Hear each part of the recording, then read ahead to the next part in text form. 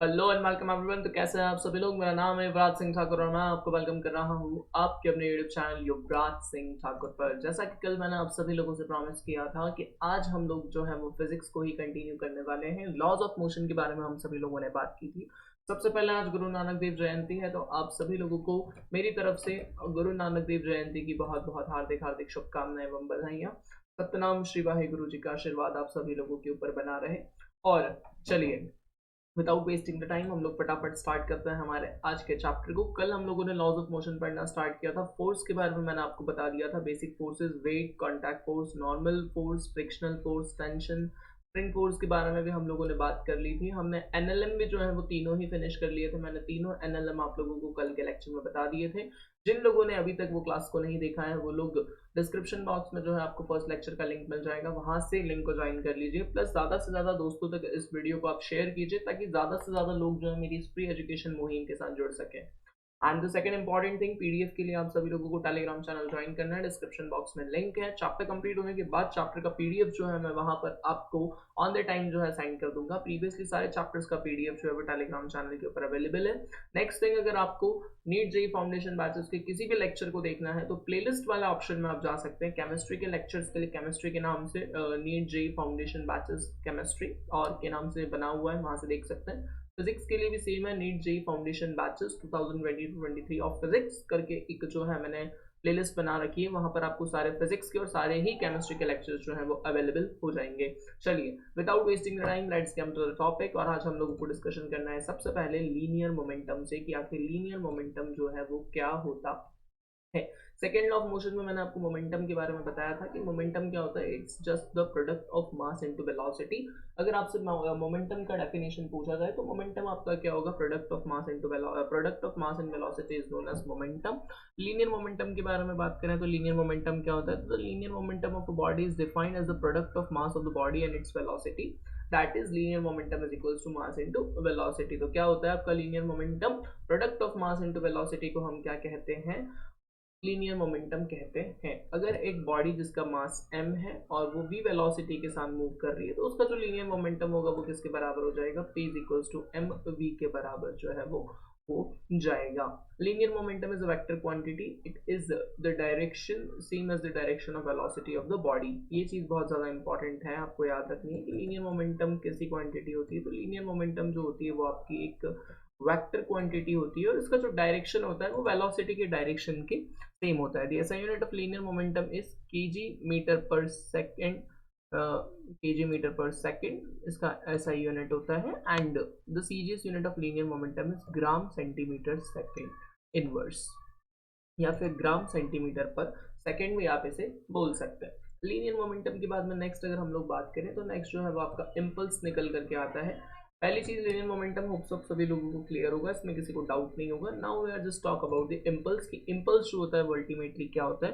तो impulse of a force which is the product of average force during impact and the time for which the impact lasts is it is measured by the total change in the linear momentum produced during the impact। देखिए होता है कि impulse of force के बारे में अगर हम लोग बात करें तो इम्पल्स ऑफ फोर्स क्या होता है, ये होता है आपका प्रोडक्ट एवरेज फोर्स का इम्पैक्ट के टाइम पे। मतलब जब भी किसी भी फोर्स को आपने लगाया है तो उस समय जो फोर्स आपने, जो भी फोर्स आपने, मान लीजिए किसी बॉल को, सॉरी किसी बॉक्स को पुश करने के लिए जब आपने फोर्स लगाया है तो जितनी इम्पैक्ट के साथ फोर्स लगा और जितनी देर तक आपका फोर्स जो है वो लास्ट करता है, मतलब जितनी देर तक वो फोर्स लगा रहता है सेम इंटेंसिटी के साथ, वो आपका क्या कहलाता है, इम्पल्स कहलाता है।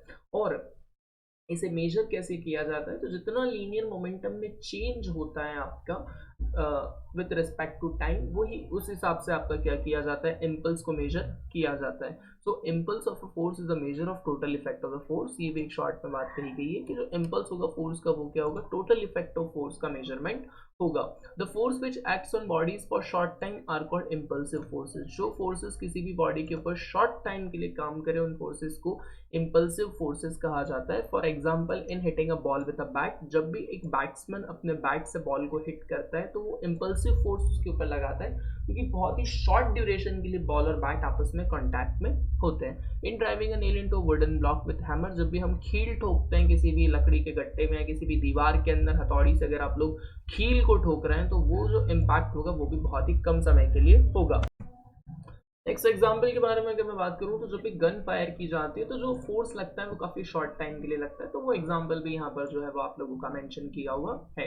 अच्छा, एक इंपॉर्टेंट बात मैं आप सभी लोगों को बता दूं, बहुत सारे स्टूडेंट्स का मुझसे पूछना है सर हमें नोट्स लिखना चाहिए क्या। देखिए वैसे तो पेन पेपर मोड पे लिखे गए नोट्स जो होते हैं वो सबसे ज़्यादा बेस्ट होते हैं, उसमें किसी भी तरह का कोई भी डाउट नहीं है कि आप अगर किसी भी नोट को खुद लिखेंगे, किसी भी नोट को खुद प्रिपेयर करेंगे तो it will beneficial for you.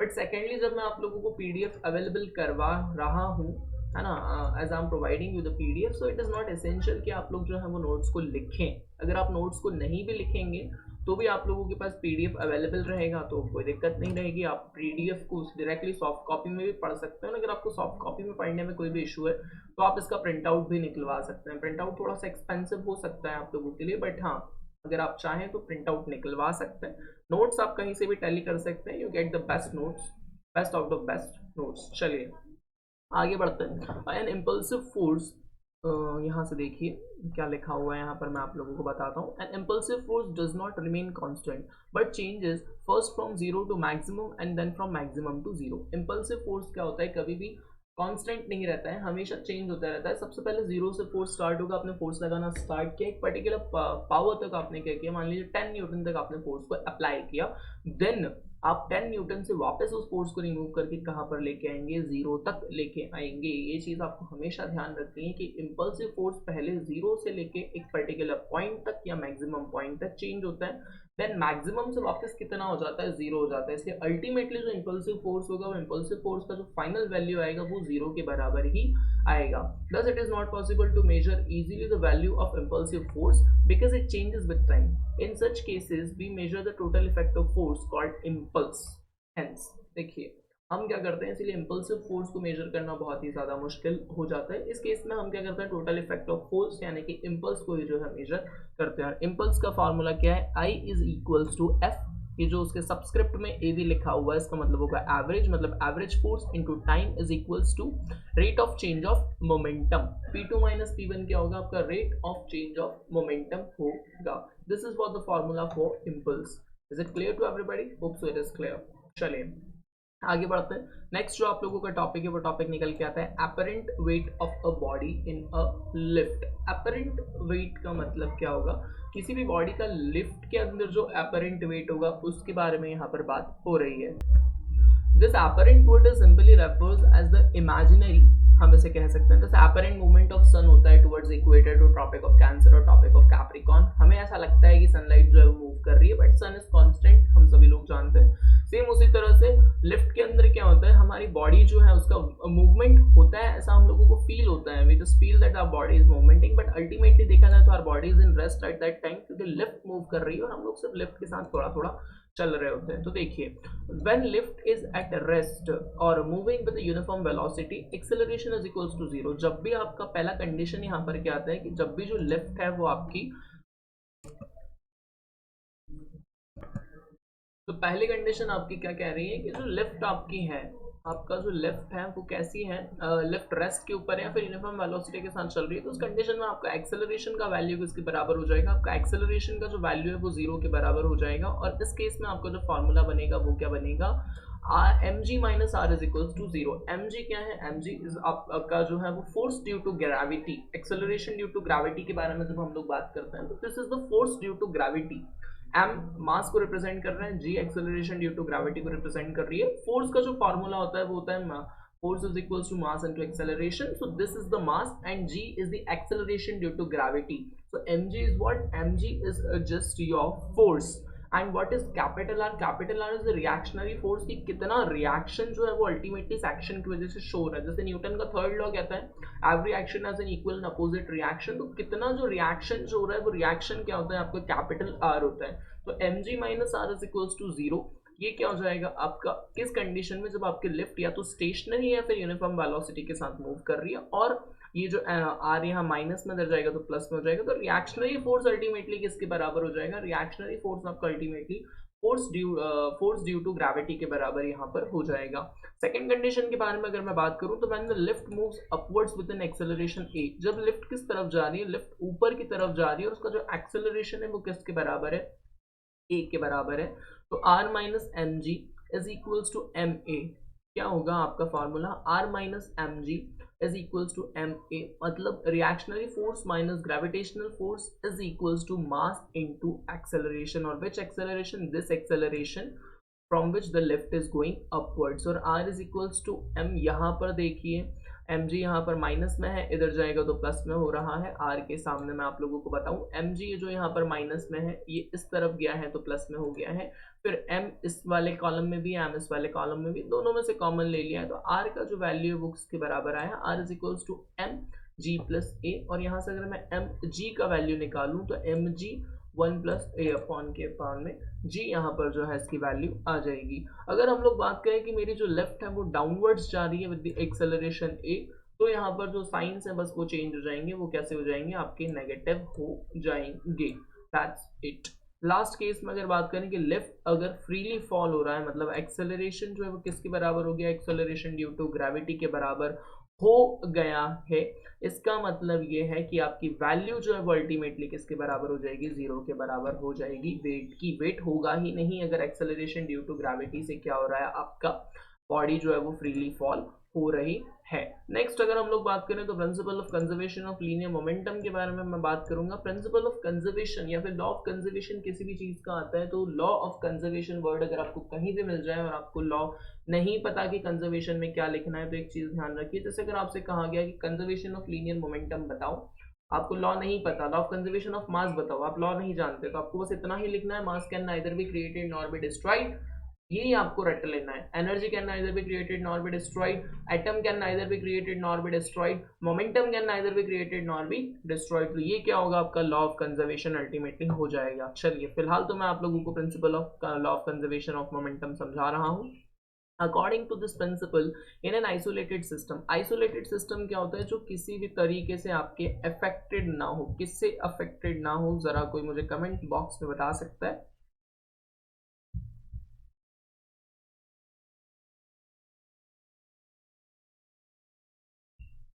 Isolated system के बारे में बात करूं तो एक ऐसा सिस्टम, आइसोलेटेड सिस्टम से हम सभी लोग समझ रहे हैं, कोविड में आइसोलेटेड वर्ड बहुत ज्यादा सुना है, जब क्या होता है आपका सिस्टम और सराउंडिंग एक दूसरे से इंटरेक्ट ना हो तो उस तरह के सिस्टम को क्या कहा जाता है, आइसोलेटेड सिस्टम कहा जाता है। जैसे आपका थर्मस आता है, जिसमें अगर आपने कोई भी गर्म पानी भर के रखा हुआ है तो बाहर के टेम्परेचर से उसमें कोई फर्क नहीं पड़ता, उस तरह का सिस्टम क्या कहलाता है, आइसोलेटेड सिस्टम कहलाता है।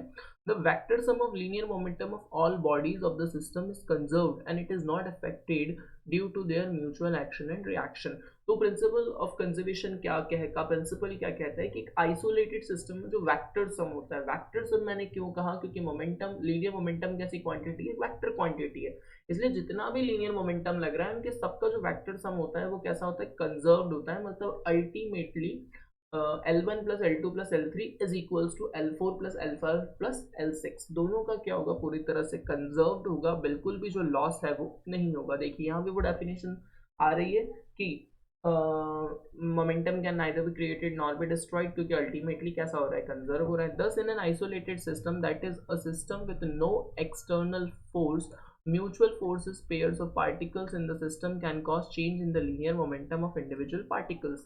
कि एक आइसोलेटेड सिस्टम में जो म्यूचुअल फोर्स होता है पार्टिकल्स के पेयर में, वो क्या कर सकते हैं, लीनियर मोमेंटम को एक दूसरे से चेंज कर सकते हैं। But as the mutual force for each pair are equal, पर कंडीशन यहाँ पर ये देखिए बहुत इंपॉर्टेंट है कि जो म्यूचुअल फोर्स होगा हर पेयर के लिए एक आइसोलेटेड सिस्टम में वो बराबर होगा, इसी वजह से वो क्या कर देगा, अल्टरनेट वाले इफेक्ट को कैंसिल करके अल्टीमेटली आपके मोमेंटम को कंजर्व कर देगा। और ये प्रिंसिपल जो है कि इंपॉर्टेंट कॉन्सिक्वेंस है आपके सेकेंड और थर्ड लॉ ऑफ मोशन का, इसको भी आपको ध्यान रखना है कि this principle is an important consequence of the second and third law of motion. Let us consider an isolated system comprising of two bodies A and B with linear momentum PA and PB। हमने क्या माना है कि हमारे पास एक isolated system है उस isolated system के अंदर क्या हो रहा है, लीनियर मोमेंटम है A1, सॉरी एक आइसोलेटेड सिस्टम है, उसके अंदर दो बॉडीज है A और B, और उनका लीनियर मोमेंटम मैंने किसके बराबर माना है, PA एंड PV के बराबर माना है। अब हमने क्या किया, let them collide for a small time del t and separate with final linear momentum P dash A and P dash B respectively during collision। की क्या हुआ, एक बहुत कम समय के लिए वो आपस में कोलाइड हुए हैं, और उनके कोलिजन के बाद में क्या होता है, जो फाइनल लीनियर मोमेंटम है वो क्या है आपका P dash A and P dash B दोनों का, मतलब A वाली बॉडी का P dash A हो गया और B वाली बॉडी का P dash B हो गया, और जो इनिशियल मोमेंटम है वो है PA और PB। चलिए देखते हैं इसके बाद में क्या हो रहा है। If force FAB is a force on A exerted by B, अगर इसके सबस्क्रिप्ट में AB लिखा है, इसका मतलब क्या है कि फोर्स जो है वो A के ऊपर लग रहा है, कौन लगा रहा है, B लगा रहा है, and force BA is the force exerted by on B by A, मतलब इसमें क्या हो रहा है कि B A के ऊपर फोर्स लगा रहा है, और सेकंड वाली कंडीशन में A जो है वो B के ऊपर फोर्स लगा रहा है। तो न्यूटन के सेकंड लॉ के हिसाब से FAB किसके बराबर, FAB इंटू del t मतलब change in linear momentum of A, और FBA इंटू del t मतलब change in linear momentum of B। दोनों में क्या चेंज हो रहा है, P dash A minus PA, और यहाँ क्या हो रहा है आपका P dash B minus PB। तो according to Newton's third law of motion FAB किसके बराबर होगा, F माइनस BA के बराबर होगा। थर्ड लॉ ऑफ मोशन आपका अल्टीमेटली क्या कहता है, थर्ड लॉ ऑफ मोशन आपका कहता है कि every action is equal and opposite reaction. तो यहाँ पर एक एक्शन हो रही है, फोर्स लगा रहा है B किसके ऊपर, A के ऊपर, और रिएक्शन क्या हो रही है कि A भी फोर्स लगा रहा है किसके ऊपर, B के ऊपर, लेकिन डायरेक्शन कैसा हो जाएगा, अपोजिट। इसी वजह से यहाँ पर साइन मैंने क्या लिया है, नेगेटिव लिया है। बस FAB की मैंने यहाँ वैल्यू पुट कर दी है, P डैश A ये जो डबल डॉट है इसमें जो सिंगल डॉट ये वाला है इसे आप डैश की तरह कंसिडर करेंगे। तो P dash A minus PA is equals to minus PB minus PB।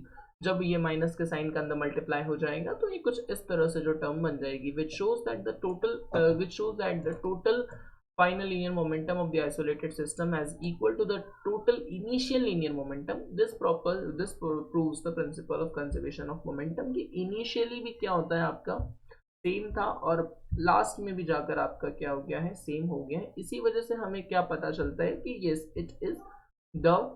it is conserved। Finally at what conclusion we arrive at the conclusion that it is conserved। Is it clear to everybody?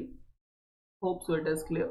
So now let's again come to the next topic, and the next topic is friction। आपका जो अगला topic यहाँ पर निकल करके आता है वो टॉपिक क्या निकल करके आता है, वो टॉपिक निकल करके आता है आपका फ्रिक्शन। कि अल्टीमेटली फ्रिक्शन क्या होता है, हम सभी लोगों को पता है, frictional force is an opposing force that can play one body actually move, slides or roll and even tries to move on the surface of another body। की फ्रिक्शन क्या होता है, एक अपोजिंग फोर्स होता है जो कब आता है आपका मूवी के अंदर, पिक्चर के अंदर विलन आता है ना बिल्कुल एक टाइम पर, और पिक्चर के अंदर हीरो का दोस्त भी बिल्कुल टाइम पर आता है हीरो को बचाने के लिए। उसी तरह से फ्रिक्शन हमारी मूवी में कब आता है, फ्रिक्शन हमारी मूवी में तब आता है तब एक बॉडी क्या करती है, एक्चुअली मूव करती है, या तो स्लाइड करेगी या रोल करेगी।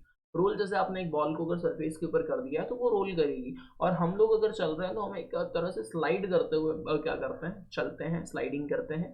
तो फ्रिक्शन जो है वो आपका पिक्चर में कब आएगा, जब एक बॉडी या तो सच में चल रही होगी या फिर ऐसा प्रिटेंड हो रहा होगा या फिर ऐसा ट्राई कर रही होगी कि यार आई ट्राई टू मूव एक दूसरी बॉडी के सरफेस पे। आपके पैरों का सरफेस है, धरती का एक सरफेस है, when your legs were trying to walk or trying to move on the body, the force trying to move on the surface of the earth, the force come in contact is known as frictional force। तब जो frictional force आएगा उस तब जो force आएगा उस force को क्या कहेंगे, frictional force कहेंगे। Thus the force of friction is the force that develops at the surface of contact of two bodies and opposes their relative motion। इसे क्या वर्ड से कहा गया है, पर impedes के नाम से कहा गया है कि frictional force। तो अगर आपको डिफाइन करना हो तो friction, the force of friction is the force that develops at the surface of contact of two bodies. कहाँ डेवलप हो रहा है, जब आपकी दो बॉडीज की सरफेस कांटेक्ट में आ रही है और एक दूसरे के रिलेटिव मोशन को क्या कर रही है, अपोज कर रही है। इसी वजह से फ्रिक्शनल फोर्स को क्या कहा जाता है, एक अपोजिंग फोर्स ऑफ मोशन भी कहा जाता है। The force which opposes the change in motion is known as frictional force. This is also a definition of friction. ठीक है, तो फ्रिक्शन क्या करता है, तब आ रहा है तब दो सरफेसेस आपस में कांटेक्ट में आ रही है और ये क्या कर रहा है, उनके रिलेटिव मोशन को अपोज करने का काम करता है। Frictional force is independent of the area of contact. This is because With increasing area of contact, force of adhesion also increases in the same ratio and the adhesive pressure responsible for friction remains the same. कि frictional force जो होता है area of contact से independent होता है.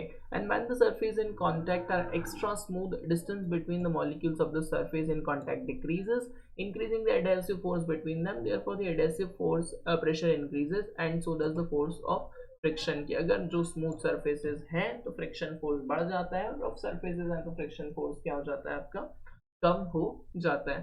Friction force जो होता है वो अल्टीमेटली तीन तरह का होता है. स्टैटिक फ्रिक्शन होता है, लिमिटिंग फ्रिक्शन होता है और आपका काइनेटिक फ्रिक्शन होता है. तो the opposing force that comes into play when one body tends to move over the surface of another but the actual motion had yet not started is called static friction. static word का meaning क्या होता है, तब तक कोई भी चीज stable है, एक जगह रुकी हुई है, एक जगह ही खड़ी है.